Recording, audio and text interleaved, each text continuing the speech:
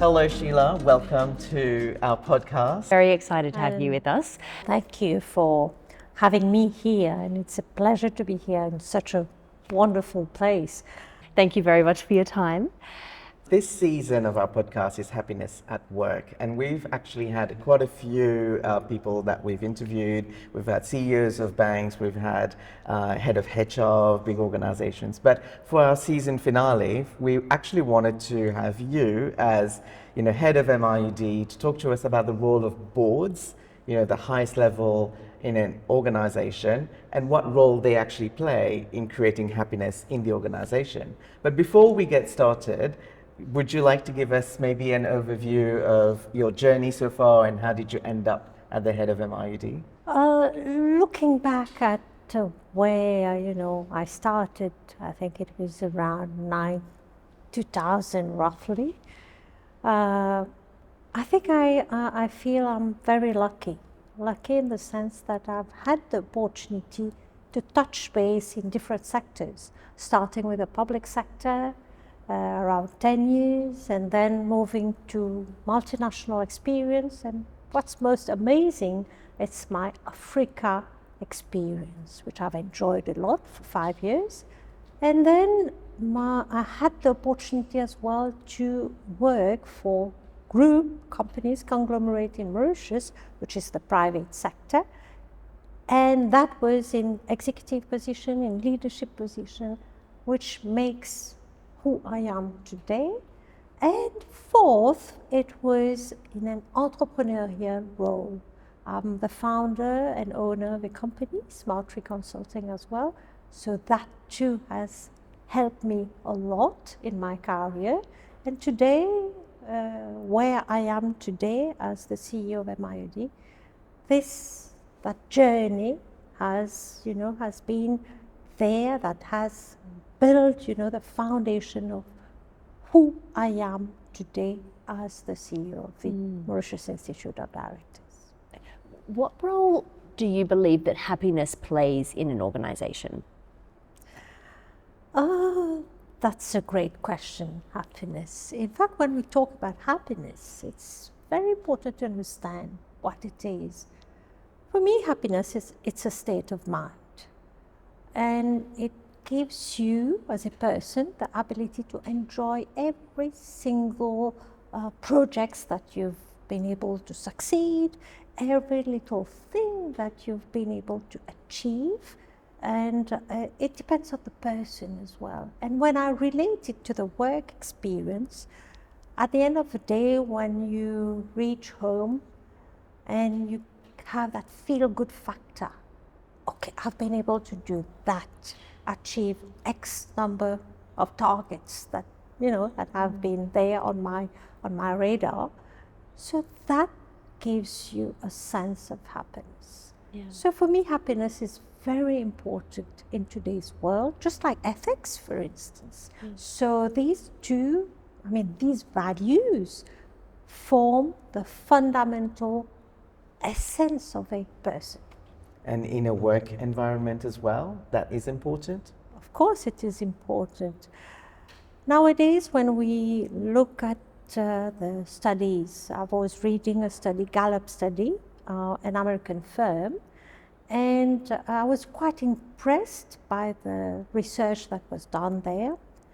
Unhappiness was on the rise well before COVID, and with COVID-19, happiness has accentuated. that degree of unhappiness has accentuated in firms, in corporate enterprises. And then when we ask the question, why is that? Is it the person? Is it the board? Is it the environment? In fact, it's none of this. We need to fix the workplace. We need to fix the environment. This is what it says.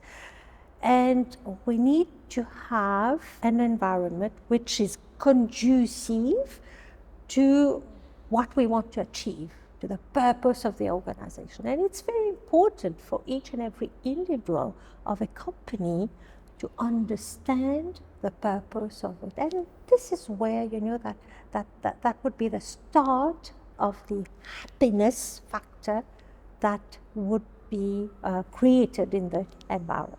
impact. Do you feel that in order for happiness to exist in a company that it should actually start from the top and trickle down? Say, for example, a manager or a director, or even from the, like in your situation as director of the board. I was reading a review from Harvard Business Review, and one thing which struck my mind is that great leaders, they do things differently. And if we go by this concept, of course, as board of directors, it's important to set the tone, having, ensuring that the happiness or even the well-being, in fact we call it the well-being of each and every individual is there. And I think personally the board has a duty to ensure that the workplace is conducive and includes all those parameters that would create a healthy and healthy, safe and fun environment. Like we have well-being week, for instance, right? Or you have health week as well. That was not common 20 years ago, but I think since the past 5, even before COVID, some great companies have started to have these, health week or fun week or, family week as well as part of the culture. So it's important as the board of directors to set the tone and create a positive culture for the company. Because why is that? Because by inculcating happiness in the culture, it relates to success. It aligns to productivity, and this is what we've seen. In fact, research has demonstrated that there is a correlation between happiness, well-being, success, and productivity of an organization. I totally agree with you. I think that's great, everything you said. The difficulty, though, is that the board sits there and the bulk of the staff, they sit here. See, there is a gap. There's management, middle management, the senior management, middle management, other people that come in between the board and the staff. And the board may have a lot of good intentions, by doing a health week or whatever. Like, let's say for a school, if we do a health week and that's great for the employees, I think it means well. But if the employees don't even have a whiteboard to be able to teach, the kids, this is their source of unhappiness. How do you think that can be fixed? In fact, I think board is here to take strategic decisions. And how they are guided, of course, by the executive directors on the board. And normally on board, you would have the CEO as executive director. In some companies, you would have the chief financial officer as well as an executive. And those executives, they bridge that gap between the board, the independent board members, and the executives and the employees of an organization. That's the first thing. Second thing, I think the chair of the board is the leader of the house. So when making decisions about the future of the organization in terms of what we want to achieve, productivity, success, vision, mission, etc., people must be placed at the center of this, because this is what COVID has taught us, in fact, that we should not neglect people as an important asset in the organization. So I think personally, people has become a very important element in an organization, and this is the focus is more and more on the well-being and happiness if we want to survive and if we want to succeed and if we want to like I say, live in that ever-changing business environment that we are in today. I get that. Again, the analogy of a bridge, you know, the CEO acts like a bridge between the staff and the board by virtue of the fact that he does sit on the board as well, and he has obviously to relay information. But don't you think that the CEO or the CFO would be reluctant to talk about some of the issues that are happening with the personnel, with the staff, because that would make him look bad to his board? Well, I don't think that operational issues should go to the board. That's not the role of the board.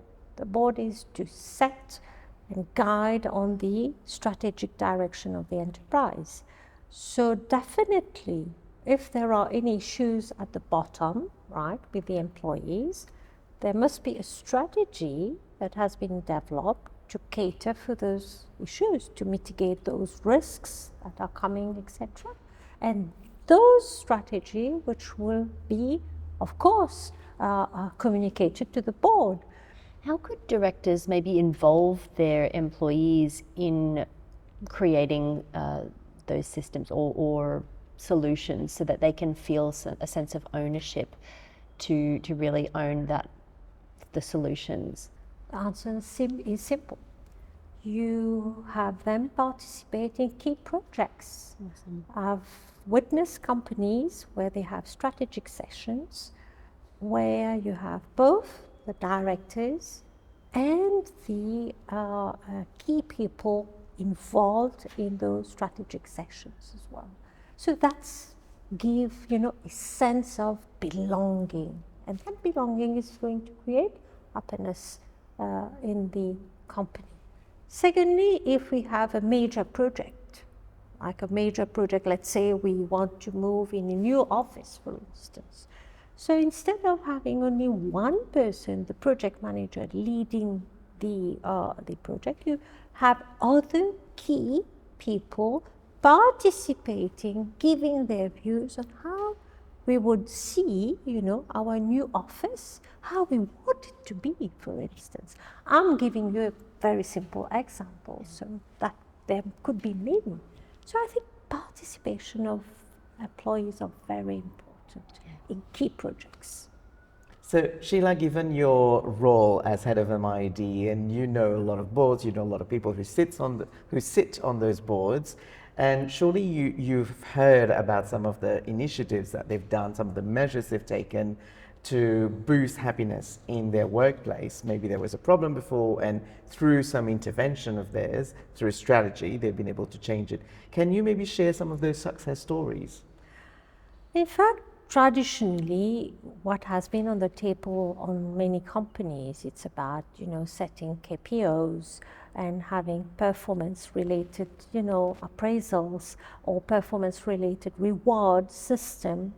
These are the traditional ways, to create that sense of belonging. And they have been like day in, day out, with family, etc. But recently, what we've seen is about work at home, for instance, that has been, ingrained in the culture of an enterprise. And if you don't have full-time work at home, it's a hybrid system. And what I see currently, this is very much accepted, by board and by management, and even by the staff as well. And thanks to COVID, who has helped us in achieving that. So, and then I think supporting the physical and mental well-being of employees as well is very important. This was something which I see more and more companies are laying emphasis on. And again, thanks to COVID. And I think this is where we need to focus. And this is what tally with the Generation Z that we have currently. And if we want to keep them motivated and happy, I think we need those initiatives that are going to support their health, their physical health, and help them to achieve a work-life balance I think that's very important in that ever that complex world that we are living in today. Do you mean things like, I mean, for health, you know, do the what's it called, Dodo trail? the Dodo Trail, maybe just a walk and stuff like that? I've seen some companies do that. Is that kind of what you mean as some of the initiatives that have brought, you know, happiness in the workplace? This could be one.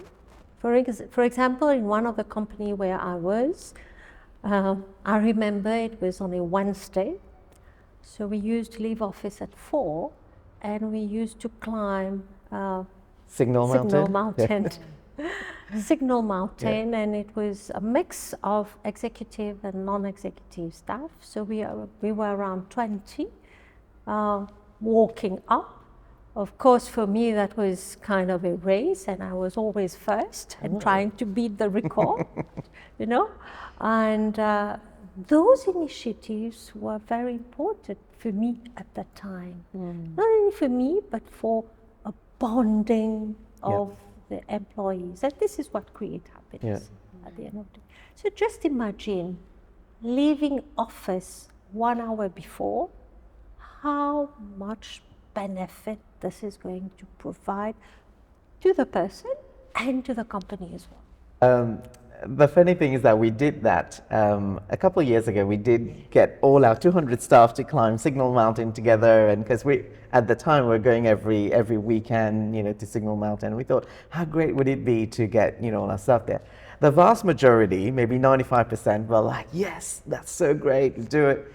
And then you get the 5% that go, oh, why do I have to go? You know, it's like, oh, they're asking us to climb the mountain, and I'm tired, and my feet are paining, and you know, who's going to pay for this if I fall? You know, you get that sort of unhappiness when you're trying to do something to boost happiness. Have you seen that? Have you encountered that? And how would you say best way to deal with it? No one is perfect, right? In everything that you do, there would be always a 10% of, you know, people who won't be, you know, kind of accepting whatever effort you're making to make them happy. So I think that's life, and we need to accept that.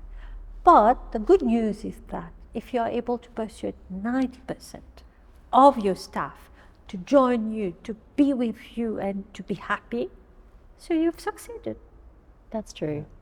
There are some other, I've heard of some other ideas of ways to inculcate some really fun initiatives and things in businesses, but some of them have, you know, a relatively high cost going forward. Like one other person that we were interviewing said that a staff idea was that they provide a shuttle to and from Bagatelle Mall every lunch hour, and so, you know, that kind of thing. I mean, it has a large cost, but how does a board decide and weigh up what will actually benefit, what costs would actually be worth it to benefit this organisation? A lot of the things that you've mentioned have no cost, like not really anyway, you know, to go on a fun afternoon of climbing a mountain, but there are other things that are quite costly. How would they balance that? You know, everything is budget oriented, right? And it's important to have a budget, be it in your personal life, be it in the company. That's how it is. But for all budget exercise, you know, there are some fixed costs. You need to incur it irrespective of what it is. And those fixed costs are very important for the smooth running of a business. For me, depending on the type of company you are, spending on your employees, at least a share, a percentage of a cost is like a fixed cost.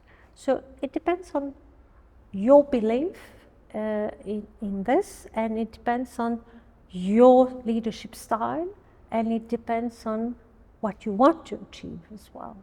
Especially nowadays, where more and more companies are looking for talent, and how to attract talent. One way is to effectively incur, I would say, a reasonable amount of, money on those initiatives. I truly believe that this works, and sometimes, small things work as well. But if you have a budget, so good for the company. Okay. So shifting now to the dynamics within a board. Okay, so board they consist of members from different backgrounds, and that's normally intentional to be able to get color from different perspectives. But it's also true that those people, those board members, can be very opinionated, and sometimes some of them can be so so opinionated about certain things that they tend to undermine the other, a bit more quiet, more silent members of the boards. Hence, they could feel a sense of unhappiness. They can't voice out, etc. Have you ever encountered that, seen that happen? We should encourage diversity of ideas, of opinions, and this is what makes it an inclusive board and a more diverse board, right? And this is what we want, in fact, from a board perspective. And I think it's important that we respect each other's views. That's very important. And suppose we come across a situation where we have an extreme view on a particular matter. So the chair is here. The chair is the leader of the house, like I said before, and he has that responsibility to manage that and bring the conversations on the table and come up to a conclusion. But yes, I think we need to encourage that kind of discussions, even if we have different opinions. Put it on the table, manage that, and come to a more refined solution at the end of the day. But you do know that there's some people, especially at that senior level, who kind of like, well, I've done everything and I know it all, and so as soon as someone says something, nah, we're not going to do this, or and like shoot them down. What would your advice be to that one person who feels like being shot down? My suggestion would be for that person to read his back well, because very often when we come up with comments, either we haven't read our file, our documents well, our board papers well, and then we come up with ideas, or very often this is what I've come across. I know, I totally get that. Sometimes you sit on the board, it's like, what is this person saying? Clearly he hasn't understood, the scope of the project. But what I wanted to get at is those people that feel like they can't voice out anything because maybe 2 or 3 other people that have been on the board for a long time, and they feel intimidated actually to speak because of those 2 or 3. Would you like to hear my story? I would love to. I had the project with which I have completed, and we had to discuss with the CEO of an enterprise. And that day, definitely, I went there with my team, and the CEO in the conversation upped his tone, probably again trying to intimidate me or trying to, persuade me not to come up with certain findings or whatever. But I would not let things go. So what I did, I told him to lower down his tone, otherwise I won't continue the meeting. So I said it once, it started, talking about something else, and then he again upped his tone. I did it second time. On a third time, I just pick up my stuff. I say, I won't continue this meeting up until you decide to lower your tone. So I went back to the door, and on my way, when I was about to grab the knob, then he came to me and said, no, don't go, be there, we'll continue that conversation. And as from there, the whole group knew got hold of the story, and there was respect, full respect. I was granted respect. And each time I would be in a meeting with an assignment, so people would be careful on, what to say and, in front of me, because they've heard about the story. You don't mess with Sheila. Go, No, Sheila. don't mess with that. That's awesome. Yeah. If you feel you are a board member and you've got something to say, you've got an ideas, you've got your views, you should be able to voice it out in whatever. Okay. Yeah. As a woman in leadership, I'm sure that you've come across a lot of, I guess, challenging situations, and I just would love to hear from you on some that you'd care to share of situations that you've been able to overcome. Challenges exist in life, being personal, being professional, and I think not only as a woman, but as an individual, we should be able to face challenge and not grow up, but learn from those challenges. Very early in my multinational experience, I used to travel a lot, so I went for an assignment, and I had to face a Brazilian MD and converse with the executive there. Of course, we had to discuss the project, etc. And I remember very well, I was the only lady amongst the team. In fact, I was leading the team as well. And when I went to see him to discuss about the work that we've been assigned to do, and I knock at the door, when he saw me and my team, I don't know what he said, but it was in Portuguese.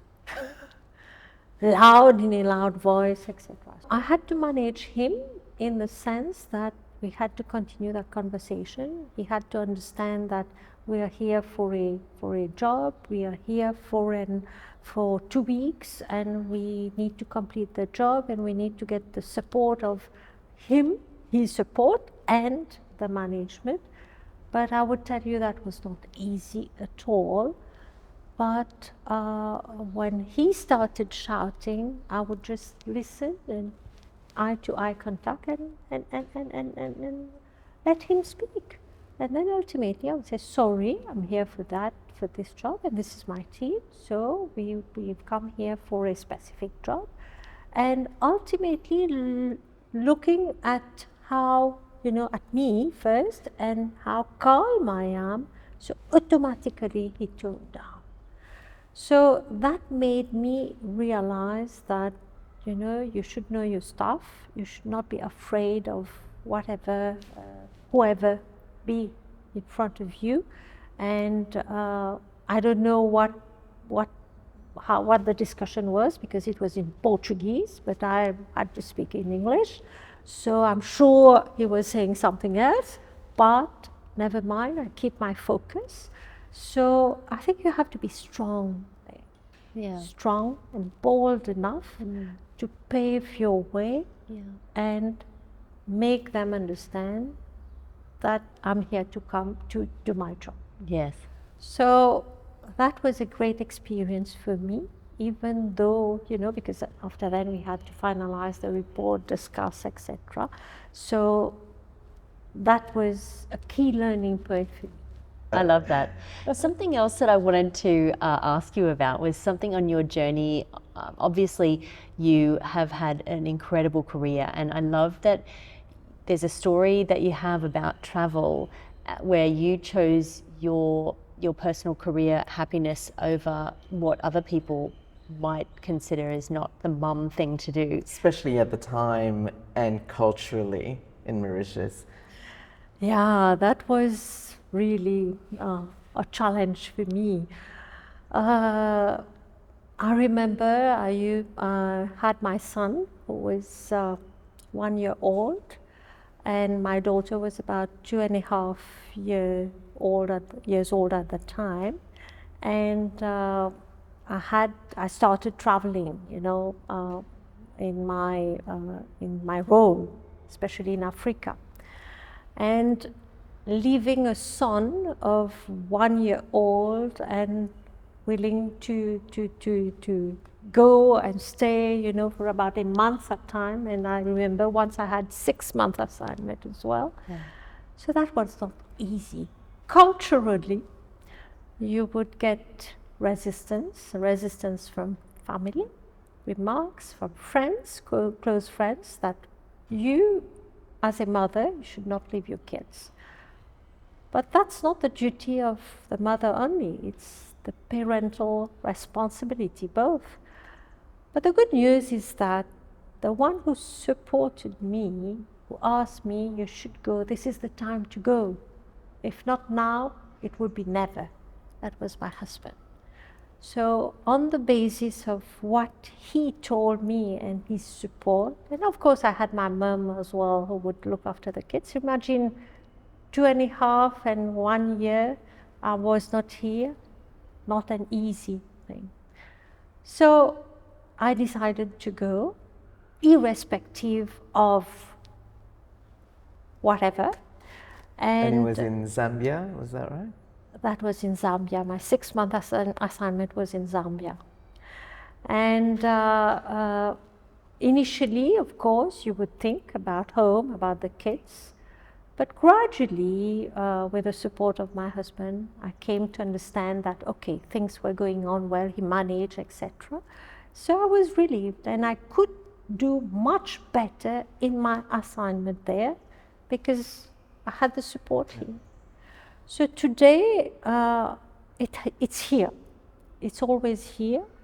And thanks to the support of my mom and my husband, so I've had that, you know, African experience. And at the same time, been able to manage the kids as well. So that was a wonderful experience today when I look back. And don't you think that, I mean, through people like yourself who've paved the way for female empowerment, etc., that female leadership is a lot more accepted in today's community, in today's society? Are there still, would you say, female or discrimination towards the other sex? The challenges are still here, right? Where I am at the Mauritius Institute of Directors, we've set up the Women Directors Forum, whose objective is to boost women representation at senior leadership level or at directorship level. And we've developed a Path to Boardroom program. And in that Path to Boardroom program, we have the Women Leadership Academy. And in that, we hear so many stories about challenges that women face, not only personal life, but professional life, the imposter syndrome, for instance, right? So we hear all that. And that's where, you know, that academy supports them, provides them with tools, how to build their confidence and become more assertive and face those situations and step up, you know, in what they want to do. So I would say, yes, the barriers are still here, but as a woman, it's important that we dare to do things and we believe in us and take the step that we need to, you know, to move forward. You'll be pleased to know that 95% of our staff is female. Ah, that's great news. So we're going the other extreme. Yeah. So in terms of board compositions, you touched on that just now, but I'm sure you were pleased when the budget announcement was made about 25% of boards of listed companies in Mauritius would have to be female, so 25%. Do you think a ratio is important? At the MIOD where I am right now, we've always advocated for diversity and inclusion. And we've advocated for a target.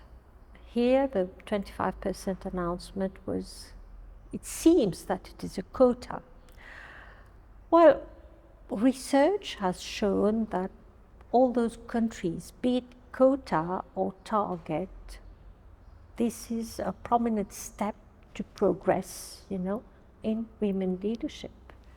You've got countries like Belgium, for instance. If I'm not mistaken, there's Argentina as well, and Greece as well, who have, implemented quotas. Personally, I'm not in favor of quota. I prefer to have a target, and a target, though there has been 25% announcement, so the question that comes in, why 25%? Why not 50%? And why not 60%? I can go on and on. So by having that concept of target, it would go beyond the 25%. And I think as well, with the target approach, you give the companies the flexibility to decide, on their own terms, given the facilities that they have and the resources that they have and the timeline, to even meet more than, 25%, achieve more than that. Yeah. As opposed to this is the tick in the box exercise, we need to find that token woman to be on our board. Absolutely. Yeah. So it's like not the right reason for doing it, but I suppose it is a step. Yeah. It is a step indeed. When you have the quotas, does it not look a bit unfair towards the men? Because let's say you have candidates that apply for the director role, right? And let's say for one position you have 5 men that have applied and 1 lady. And just because people apply, you can't force women to apply either. But the qualifications of, let's say, 2 of the 5 men that applied are actually, really good, and they are actually the right fit that you need for that vacancy that you have at the moment on the board of the company. But because you have that ratio and you have to meet it, the role will obviously go to that 1 woman. The general concept is that diversity should not be at the expense of meritocracy. That's the rule, right? And of course, when we say, okay, we've got 5 men or whatever, this would mean that this would lead rather to the question, where are the women? Do we have qualified women? But that's something that normally I hear most of the time. And in fact, at the Mauritius Institute of Directors, we've got a directors register of around 300 ladies there on the directors register. In fact, we've got approximately 1,000 directors on that directors register. So 30% of them are women. And we've got 2/3 of that 30% of those women which are experienced board, they've got experience on board. So they are there. So I don't think we should be coming across a situation where meritocracy is, we are putting that at stake. So there's no scarcity of female leaders. Right. Exactly. I loved that interview last year where you stated it would take 135.6 years to close the gender gap.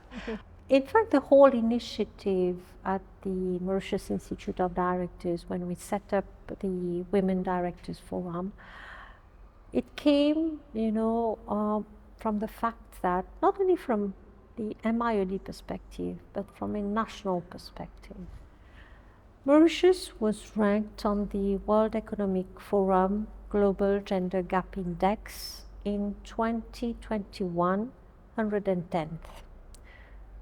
2022, we've climbed the ladder a bit, we've reached 105th. And this year, we've progressed a bit. If I'm not mistaken, I think we are 98th rank. So which means that there is something that we need to do. But Mauritius, we are the #1 rated, in corporate governance as per Mo Ibrahim Index. In Africa. So why should we allow us to be amongst the last in that rank.